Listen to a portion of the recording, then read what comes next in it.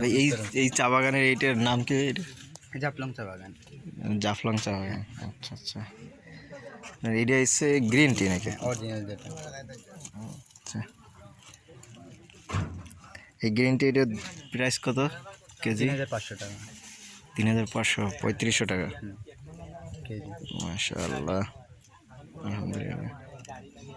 এটা কি সর্বোচ্চ দাম? এটাই দামি, এর থেকেও দামি আছে, 10,000 15,000 টাকা। এটা কি আছে আপনাদের কাছে? হ্যাঁ, এটা দেখান দাও, ওটা নাই না? ওগুলা নাই।